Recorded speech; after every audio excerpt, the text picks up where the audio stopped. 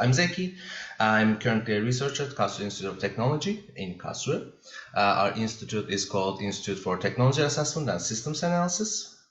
And today I will partially talk about path dependencies, but primarily why path dependencies are things that we should care about in the quantum technologies community. This is kind of a new presentation, a new arguments that I'm trying to formulate. So if you have any feedback, please just contact me on LinkedIn or send me an email. So this is a very brief outline of what I will talk about today. I will do an introduction. I will talk about something called contradict waves and technological revolutions, something about techno-economic paradigms, path dependencies, why they matter, technology adoption, some examples from the past and now, and I will briefly talk about responsible quantum technologies and conclude. And I'm really looking forward to the discussions part. So also, Emily, can you please let me know if my connection or audio has issues, because sometimes it does. So it would be best to know that a problem occurred. Now, a disclaimer, our institute's name in English is Institute for Technology Assessment. In German, it is Institut für Technikfolgenabschätzung. So we are actually focused on not just the technologies, but the consequences of the technologies, intended and unintended, and acceptability of future technological developments. We work closely with the Office of Technology Assessment at the German Bundestag and the panel for the future of science and technology at the European Parliament. We have an ongoing project at the Institute, vaguely called Quantum Technology Innovations for Society, because we kind of wanted to be able to do what comes our way, because this is a very rapidly developing field. Currently, since 2021, we have been focusing on three main topics: landscaping of the QT ecosystem. So we published on startups, patents, publications, education and outreach research in QT. So we published on topics like quantum games, different ways to approach society, do outreach, awareness raising, and finally, we are focusing on a topic we call concept exploration and operationalization for ethical, legal, social aspects research on QT. And within this line, we published on topics like democratization, readiness. We are working on something on trust, mistrust, and those kind of different conceptual, basic concepts that we can use for ELSA research on QT. And this research or this talk falls under mainly this third category. These are some mandatory slides to show you that I have some idea of quantum technologies when I'm speaking about them. In a previous life, I was doing a PhD on quantum networks. So, I'm not an outsider to the field, let's say, but right now I'm full-on social scientist.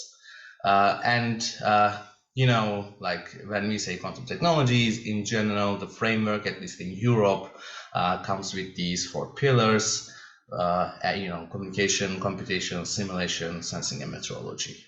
And, globally, there is a huge public investments directed towards these four pillars. The reason our institute is interested in these technologies is that since they are funded mostly publicly, there is an accountability and responsibility associated and further scrutiny required for these technologies. And of course, if you are to believe the quantum flagship, the future is definitely quantum, and the second quantum revolution is unfolding now. Well, this is not the first or the second technological revolution. The topic of impact of technology on economy has been studied for more than 100 years very intensively. And today I will introduce a line of research that dates back to 1920s. This is, of course, formulated around a developmental economics theory, so please consider everything I say to you today with a grain of salt, because this is a theoretical framework and there are other theoretical frameworks out there. But I think this is kind of useful way to frame the recent developments in quantum technologies and the certain actions that needs to be taken within the community. So these things called contrarian waves, they are also sometimes referred to as the long waves in the economics literature. They are approximately 50 years long, and since early 1800s there have been 5 of them. If you also include the steam engine catalyst, so we are in the 6th of them, but usually people just don't include that and assume that we're in the 5th of these things. This is a concept that is arising from data that is not really related to economics. It is related to the prices and the wages and the returns on investment on certain stocks. So these waves are empirical waves, so to speak. And this assumption of they are related to these different technologies is part of the theory. So that it was later, people looked at these waves and tried to identify, okay, what is causing these waves? And one of the main causes they could ascertain was these technological developments and their impact on overall productivity of the global economy, basically. One model they came up with is that when a technology or when there's a radical innovation, a technology it improves and in a clearly accelerated manner. This brings with it a lot of improvements in associated technologies and increase in productivity, but this has an upper limit. So when a technology reaches its maturity, then necessarily, the markets and the capital needs to find a new technology or a new set of technologies to continue this rise in productivity. And that is why these paradigms are kind of sparked with technological revolutions, but they are not themselves necessarily just technological. They are techno-economical. So they are related to the intersection and the connections between the technologies and the economic forces. And here you can see, so regarding on which authors you read, some of these might change, but generally it's like a 50-year cycle, depending on a set of technologies of that age that was new. And the final one that this literature focuses on is basically the ICT. So it's like the information and communication technologies. That has been around since 1970s due to the microprocessors, or basically the chips. These technological revolutions, they have been studied especially in the developmental economics literature, and there are some common basically there's a common structure to all of them. Of course, this again changes from author to author a little bit, but generally these technological revolutions, they stem from the same areas of knowledge in science and technology and use similar engineering principles, so they do not come from very different areas of knowledge. They support each other. They require similar skills, but these skills are often new ones. they stimulate the upstream development of a common network of suppliers of inputs and services, as well as interdependent distribution outlets. So this is kind of important, that they support each other not only in terms of knowledge and skills, but they also support each other in terms of distribution and the type of technologies and technical requirements they have. Therefore, they are mutually driven, and learning in one system facilitates the learning in the next of these. So, this is not a single technology, but it's a constellation of technologies that are pushing forward these revolutions. And I talked about technological revolutions, but what is a techno-economic paradigm? Again, this idea of paradigm, it comes from Kuhn. I suspect a lot of you are familiar with him, but he has this really impactful book that was written in 1962 on the structure of scientific revolutions. So these developmental economics people, they co-opted this scientific revolution idea and the associated idea of a scientific paradigm to a techno-economic paradigm and technological revolutions. And here you can see some descriptions of what these paradigms are. So how are these relevant for quantum technologies and the quantum energy initiative, or PushQuantum? So it's like, why should we care about these things?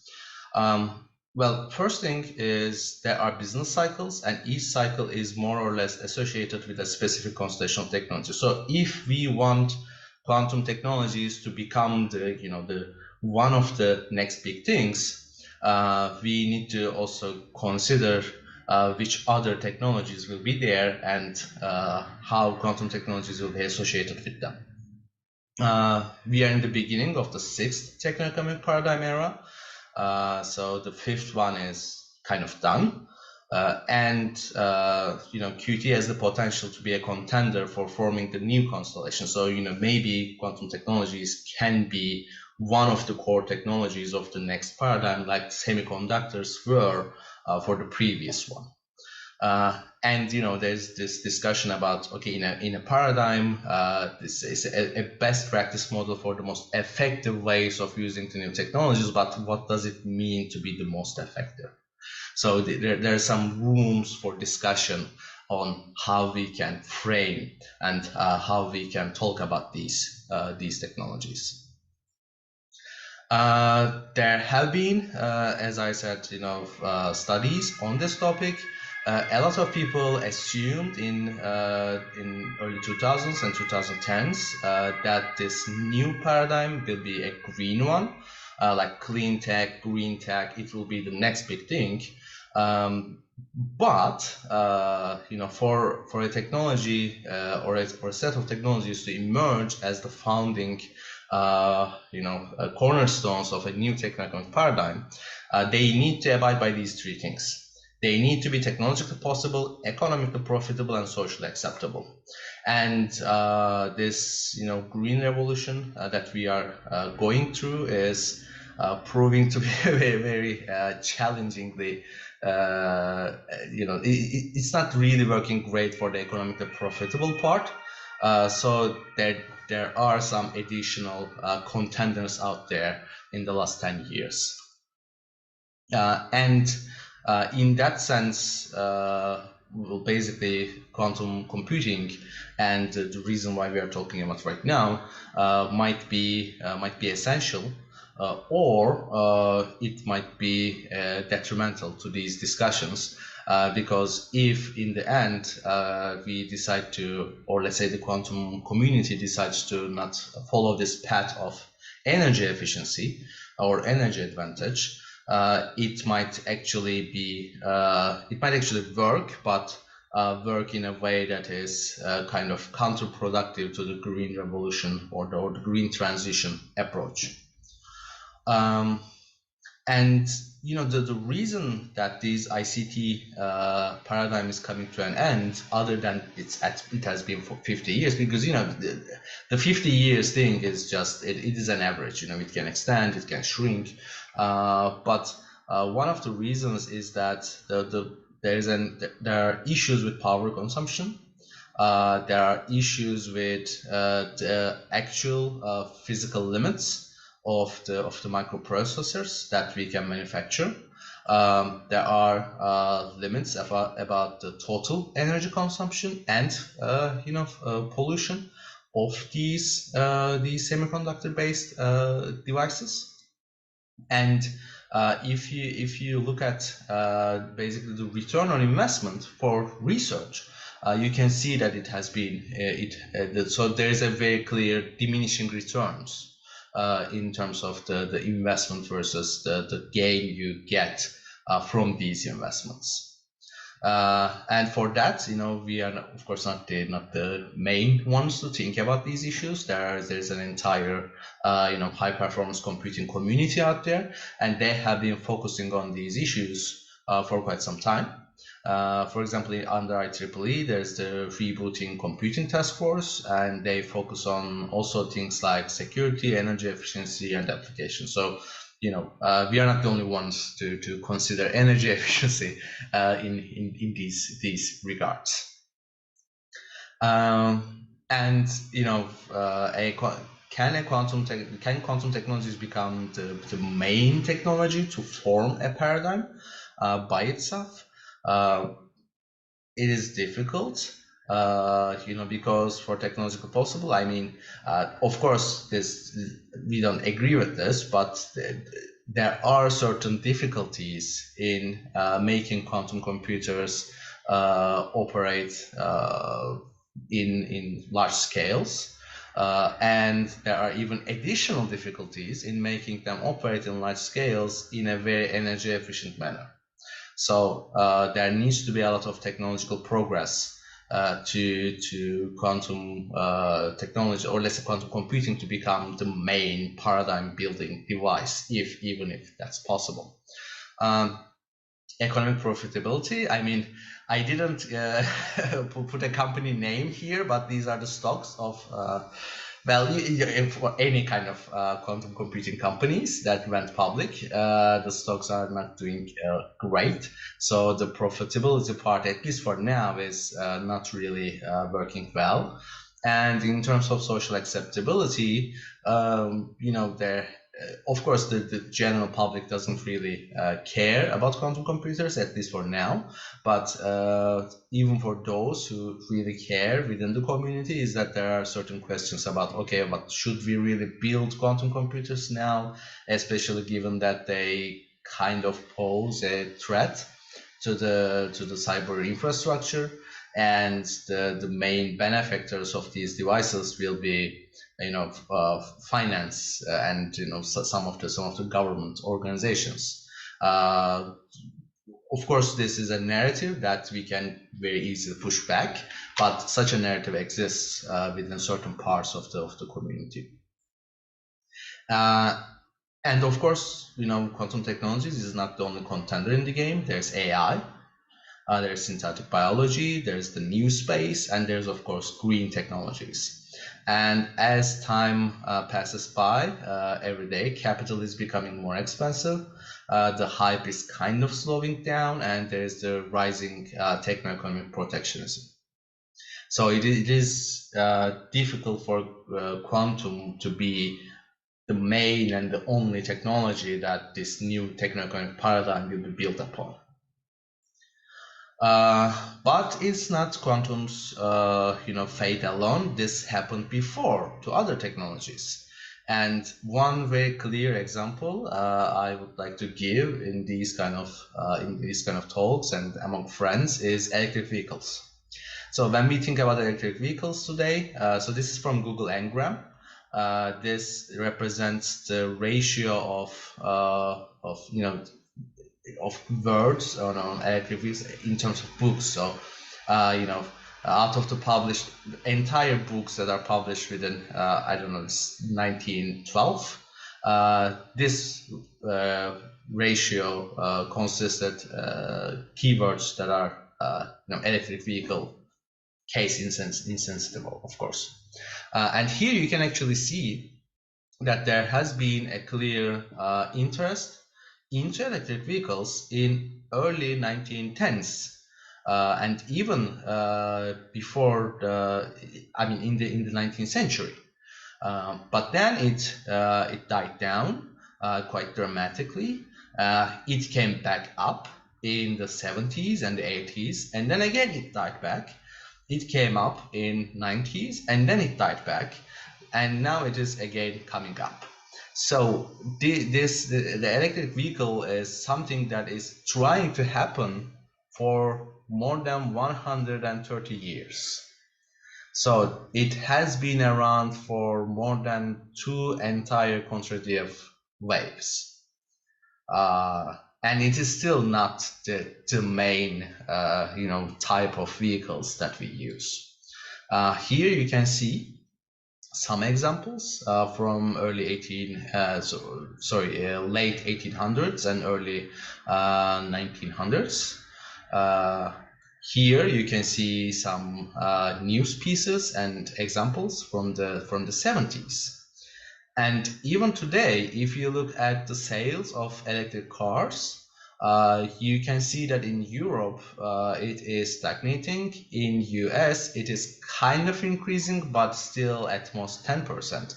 And the only reason the numbers are growing globally is China. In China they are almost reaching to the 40% of the new sales every year, and it might also stagnate very quickly. So electric vehicle, again, looking at this one, it still didn't happen.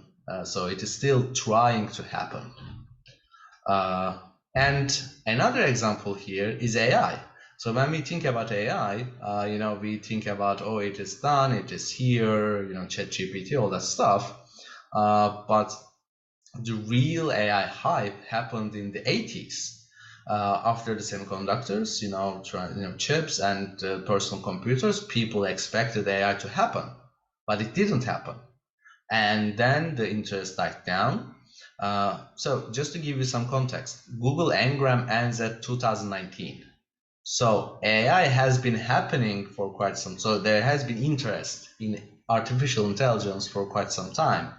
And ChatGPT is the end product of it. So ChatGPT isn't the reason that people are interested in it right now. It is a symptom of this further for greater interest in the topic and the developments associated with it.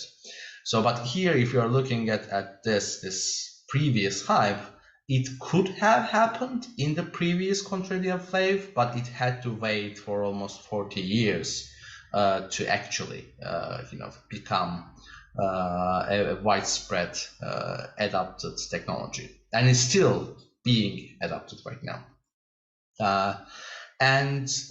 Well, if you look at how this will impact energy efficiency of the way we interact with the ICT revolution, the expectation is that it's not going to be that well for energy efficiency. We just consider an AI-powered Google search. It is expected to cost almost 10 times more electricity in terms of per query search.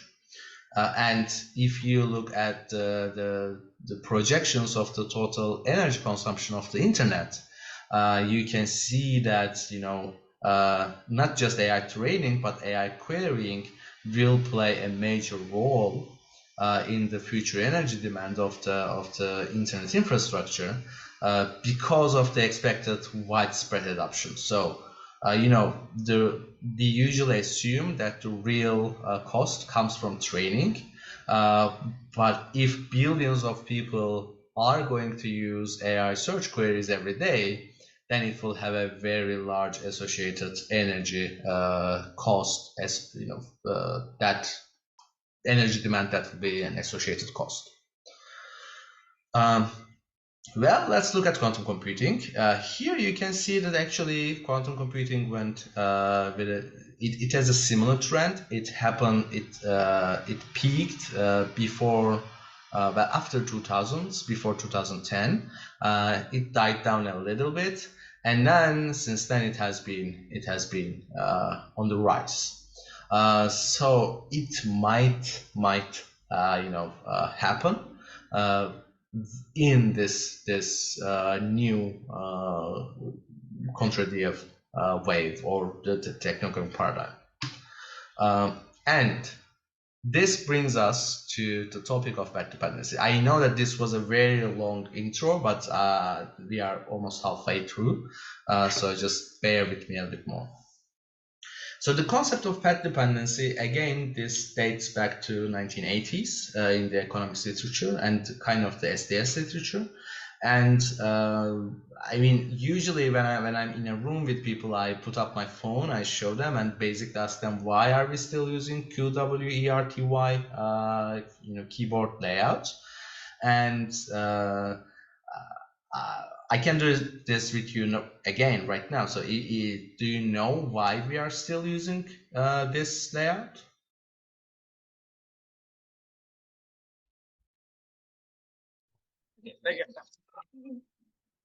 It's because we are used to it and humans are habit people. Yes, but how did we start using it and why?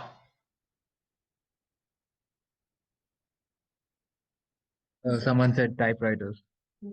Yes, so the reason we started using it was not that it was very efficient, but that it wasn't very efficient, because when you are writing at a typewriter very fast, it gets stuck. So this layout was actually designed to minimize the number of mechanical failures at a mechanical typewriter. Those constraints have zero relevance to us right now, but we are still using these things. Another example is the size of the trains that we use today. You know, they are designed because of the tracks that they go on, and the tracks were designed following the wagons that they were used in the 18th century, and the wagons are designed with respect to the size of a horse. Well, actually, there's a really cool story and video on how the size of a Roman horse's butt put a constraint on the number of people we were able to send to space with the space shuttle, because they had to travel from Utah to Florida on rails.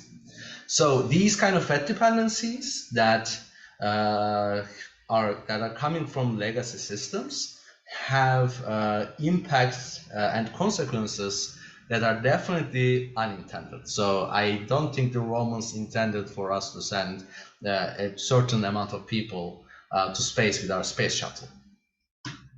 The reason these kind of path dependencies happen is that they have to. Because initially, when a technology or when something comes up, and there are many different options, just think about quantum computing hardware right now. So we have photonics, superconducting, ion traps, neutral atoms, spins, all the different types. Well, at some point, not all of these types will be allowed to survive. Even if we want them to, there is not enough market space, or there is not enough need for all of them to flourish and become something as advanced as the semiconductors we use today. So there will be some critical junctures, and then slowly there will be a path emerging out of these. And there's this point that is called lock-in, where afterward it is really difficult and really costly to break that path. Again, this has been studied in the 80s and the 90s, and this graph of basically competing technologies were adopted, A and B in terms of adoption. This is a graph from a paper describing adoption of Betamax versus VHS. Those were both cassette types in the 80s and 90s. So this is not a quantum related issue. This is a very common issue that is studied for the last 40 years in the relationship between technology and economic development. And this is happening for quantum as well, as it will happen for all the other technologies that start with multiple options. That, as I said, it becomes very costly to break. You can break that path and you can introduce new options to a technology, but then again, the same thing has to happen. So even if you do, you always need to accept that there will be strong path dependencies on what you do, and those path dependencies will have certain consequences that are not necessarily just associated with your intentions and your technical needs at that moment. And for quantum technologies, but primarily quantum computing, I would suspect that we are somewhere here. Hopefully, if we are somewhere, like here, it will be worse. But we don't have a dominant design yet, so we don't know which modality, or which couple of modalities will become the dominant ones. But after that that dominant design is settled, actually in the theoretical framework, there will be an accelerated improvements on that, so that it will become much harder to stop using that and pass to a new modality. And that brings us to something that is in the literature usually called as the value-sensitive design or ethics by design. And I mean, this is like the third time I'm talking about this with the QEI community, so apologies for those who have seen this a couple of times before. But usually the idea here is that if you can incorporate certain values to the design processes by identifying the stakeholders, engaging with the stakeholders and trying to identify their values, and you can do this with empirical investigations, like you can go out and engage with the stakeholders. You can do also do technical investigations, try to identify how these values can be implemented on the devices, and do the conceptual investigations about, okay, what does these values actually mean, how do they interact, and so like how do you define a stakeholder, and those kind of things. And one example I like to use on this is the autonomous vehicles. So this is a framework for the value-sensitive design priorities for autonomous vehicles. So the general expectation is that the vehicle has to be safe, it has to be reliable, it has to be comfortable, and then the bigger picture. And this bigger picture is sustainability, energy efficiency, and all the good stuff. And of course, somewhere here is that it has to be profitable. That's, people usually don't put it as a value, but it is one of the requirements, let's say. So here you can see energy efficiency is not even on top 3. And when you think about, okay, so I will just remove reliability and put energy efficiency, it doesn't really work that much. And this doesn't really make that much sense if you make it very efficient but not really comfortable. People have been trying to do that with electric vehicles for more than 100 years, and it's still not really working great. But what are the values that are associated with quantum computers? And another question is that does these values change when you go from one modality to another? To be honest, I have no idea. I don't think any one of us have any idea right now. But one thing that we want, similar to the reliability issue here, is that we want our devices to work, right? So that is one of an essential thing. And I'm sure if we talk a little bit further between ourselves, we can find some really important values to put here, and then realize that, oh shit, we forgot sustainability. So this is an important issue to kind of incorporate these values into design processes, but there are other issues related to which values should be prioritized over others.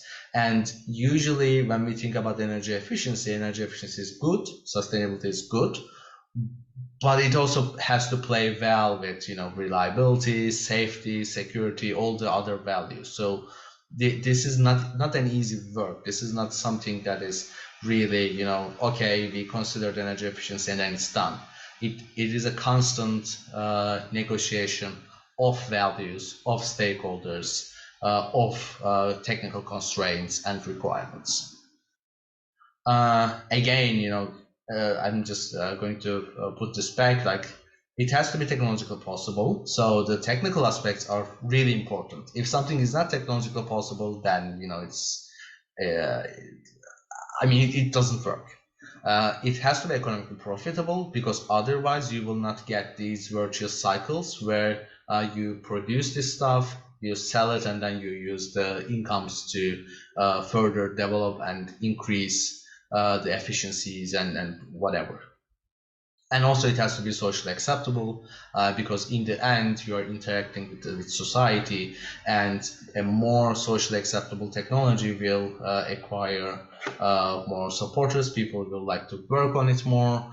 It will, in the end, social acceptability plays an important role in these kind of things. And if you don't think that this is important, you can ask the GMO manufacturers and the people who work in GMOs in Europe what happened in the 90s.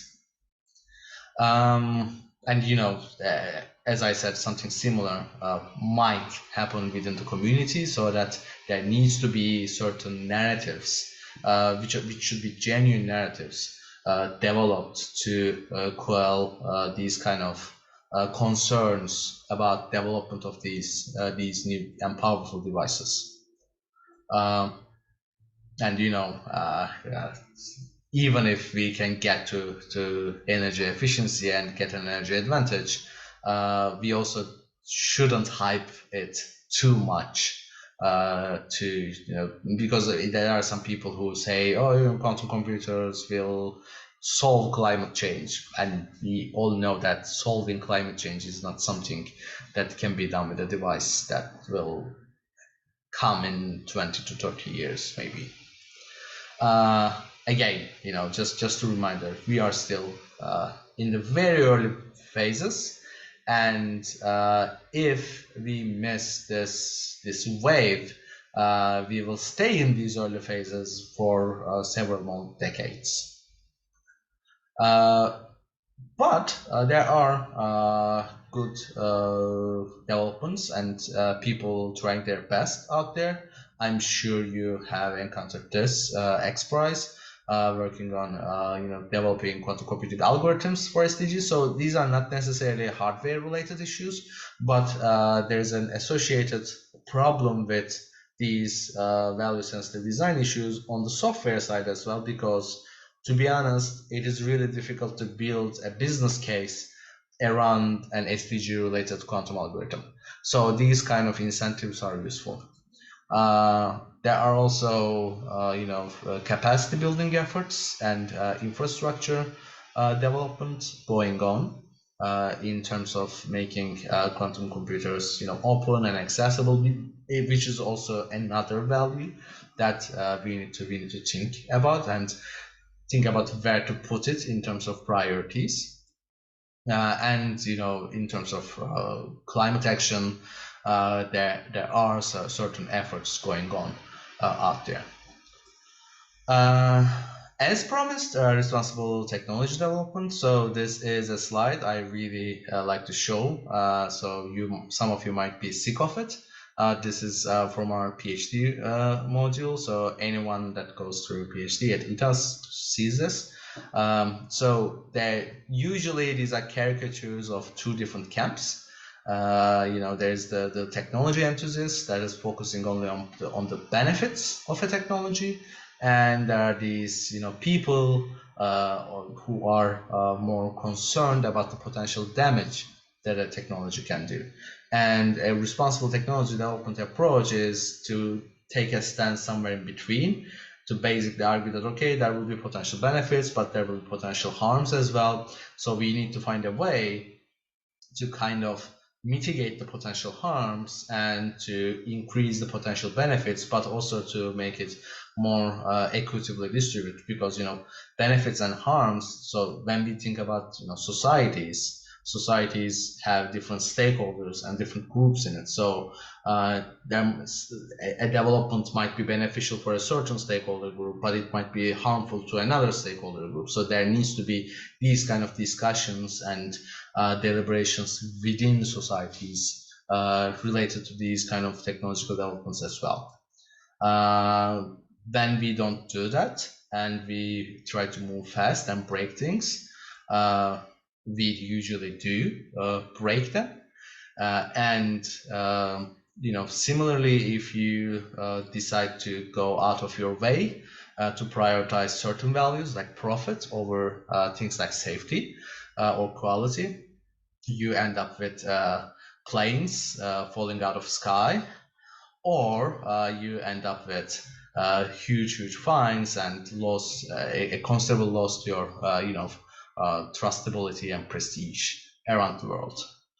So there are real consequences of dropping the ball, and we all need to be careful and vigilant about these things not happening within our communities. So of course, as citizens, we need to play our role to prevent this in other fields as well. But within the quantum community, we also need to be an additional vigilant to these kind of corners being cut, and just be more careful about it. So some concluding remarks. Well, technology is not science, and quantum technologies is a concept beyond scientific research. So we should, when thinking about quantum technologies, we should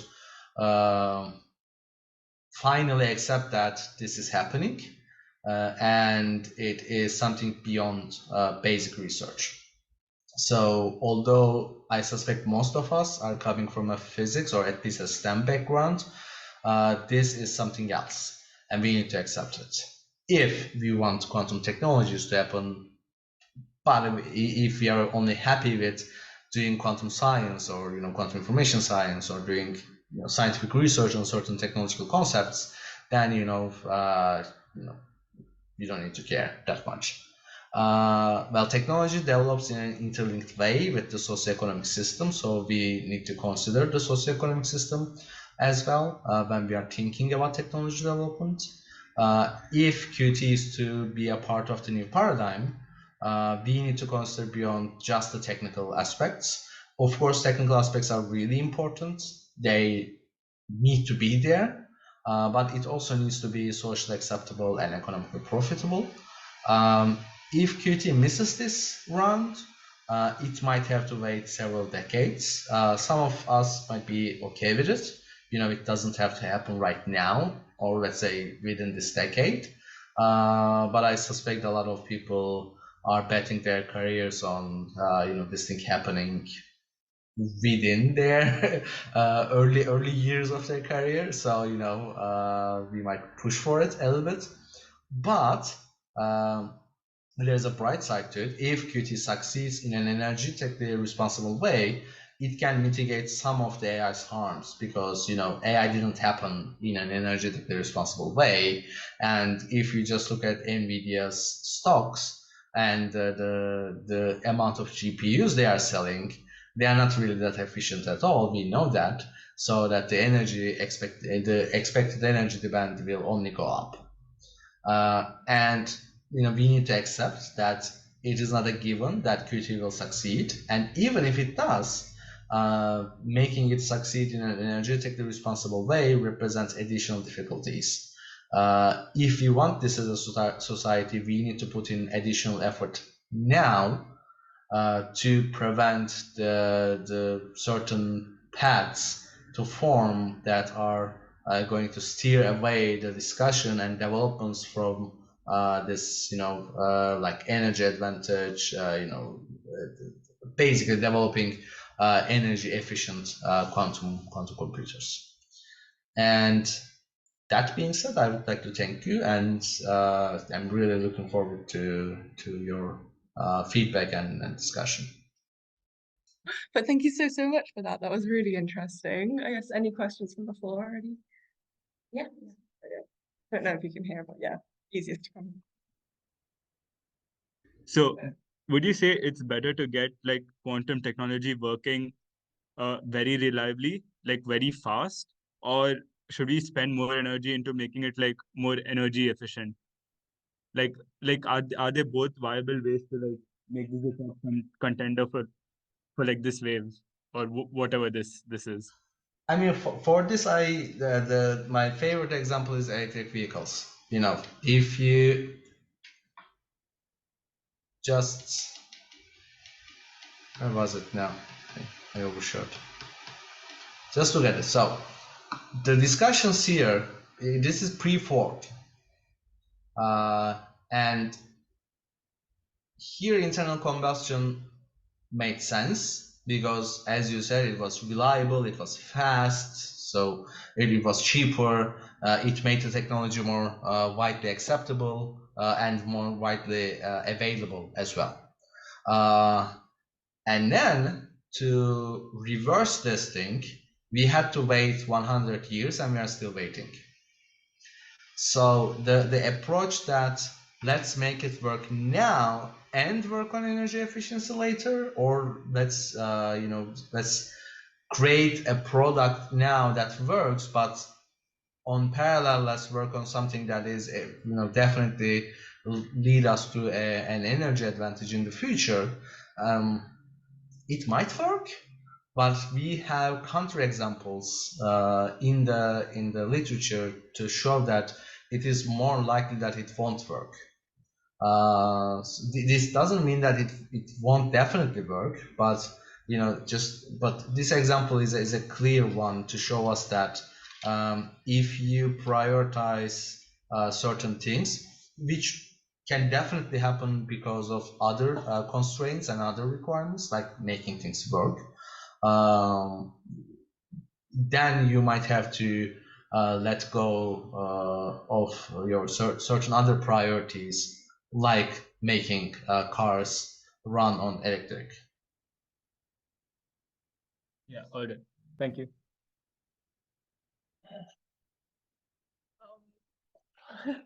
So the way you have these the cycles and the paradigms, to what extent does that work?